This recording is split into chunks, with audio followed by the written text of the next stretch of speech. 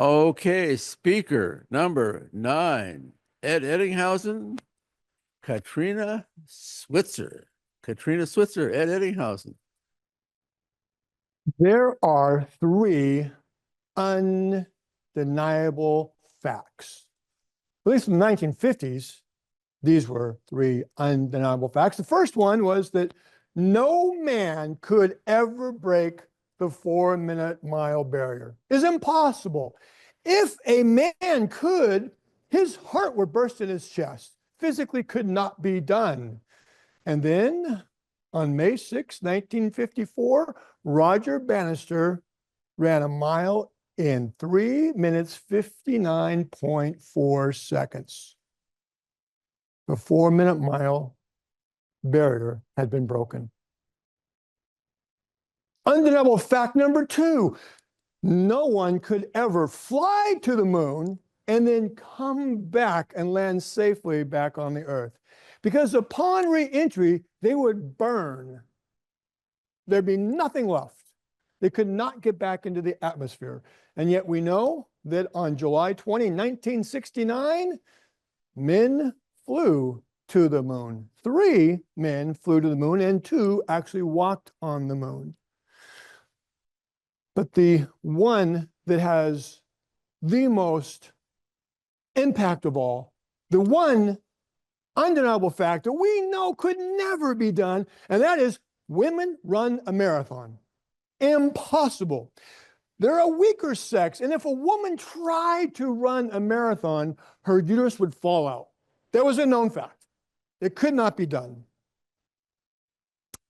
And yet, in 1967, there was a woman named Kathrine Switzer. Now, there's a little picture right here. You can see behind her. It's a rather iconic image. It's so iconic that when I told Tom that I was speaking about Kathrine Switzer, I never told him what picture to pick. And the picture that he picked happens to be the same one that I picked. Now, let me tell you what happened here. You see, Kathrine, number 261, she was in the marathon, and this man not in the marathon wanted her number. So he ran up to her and said, "Give me your number." That's actually what happened, but it's a little more to the backstory. This man is Jock Semple. He was one of the Boston Marathon officials. And what Kathrine said in her book, Marathon Woman, is he ran up to her and said, "Get out of my damn race and give me your number." Number being the bib, because she wasn't supposed to be in the marathon. Women were not allowed in the Boston Marathon. Now, she didn't do anything underhanded. She put her application in. She was a member of the USATF. And on her application, she put her name. So she'd been born in Germany. She was the daughter of an army captain, and her birth certificate had some mistakes. So she typically would put her name as K.V. Switzer. When she filled out the Boston Marathon application, she simply put K.V. Switzer. Now, she didn't mark female, and you know why? Because there was no place on the application to mark female. No female had ever applied for the Boston Marathon. So she got her number, she wore her number, and she started out with a hoodie. She didn't want to make a spectacle of herself. And as the marathon miles continued on, about 5 miles into it, she pulled the hoodie off. Well, Jock Semple was in the press vehicle that was in the lead. And when he saw and heard that there was a woman in his race, that could not be done. So he came onto the marathon course and tried to pull her off. Now, this gentleman right here is the head track and field coach for Syracuse College.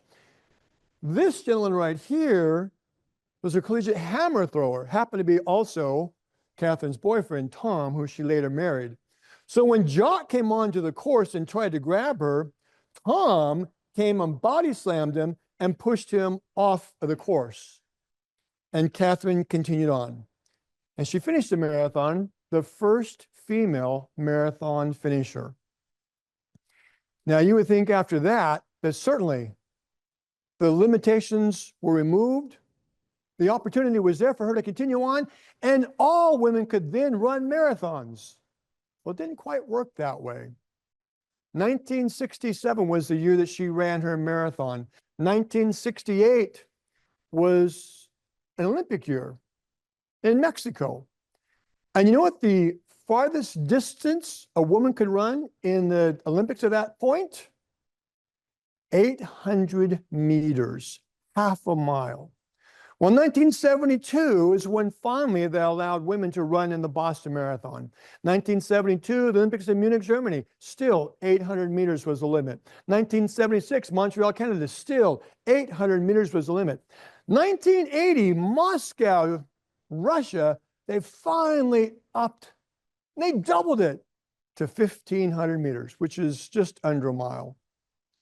But in 1984, finally, in a little place called Los Angeles, California, US of A, the marathon was allowed for women in the Olympics at that point. Then you might wonder what happened with Jock and Kathrine. They actually became great friends. This is a picture of them at the 1973 Boston Marathon, and he became one of the biggest advocates for females in the marathon. Since then, what has happened? Well, let's look at the mile. Remember the mile that was the 4-minute barrier was broke? 23 days after that, the first woman broke a 5-minute barrier. Since then, 1954, men have gone from 4 minutes to 3:35. They've shaved 25 seconds off the mile.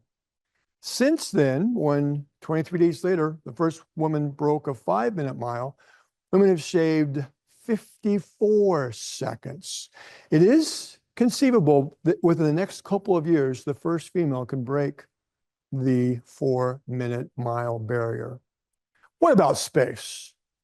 The first man on the moon, first person on the moon was a man, and there have been 12 people on the moon from 1969 to 1972, all men, all American.